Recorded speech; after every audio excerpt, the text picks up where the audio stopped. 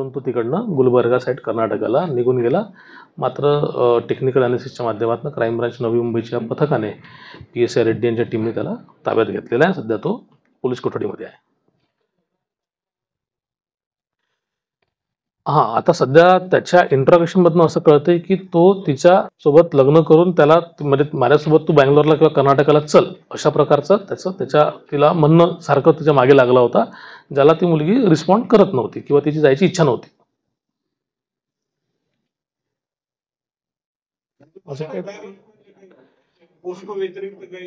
नाही, त्याचा कुठलाही क्रिमिनल रेकॉर्ड नाही आहे. त्याच्यावरती जो एक गुन्हा दाखल आहे 2019चा, तो ह्याच मुलीच्या वडिलांनी दाखल केलेला आहे. त्याच्यामध्ये तो जेलमध्ये होता, त्याची तारीख पण सुरू होती, बेलवर होता तो त्याच्यामध्ये. त्याच्या व्यतिरिक्त दुसरा कुठलाही क्रिमिनल रेकॉर्ड नाही. प्रोफेशनली तो ड्रायव्हर होता आणि आता सुद्धा तो एका कंपनीमध्ये बस ड्रायव्हरचं काम करत होता.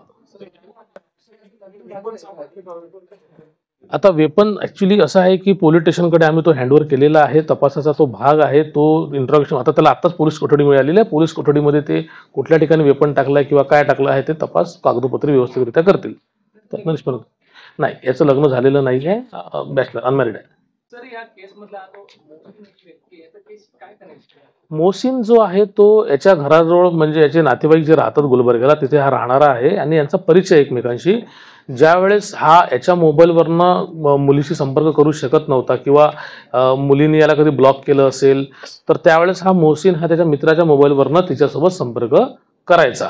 त्यामुळे आम्हाला मोहसिनबद्दल जेव्हा माहिती मिळाली त्याच्याकडनं आम्हाला कळलं की त्याचं काय रिलेशन आहे. पण बाकी ह्या एकंदरीत प्रकरणामध्ये अजूनपर्यंत तरी तो काही संपर्क आम्हाला दिसून आलेला नाही.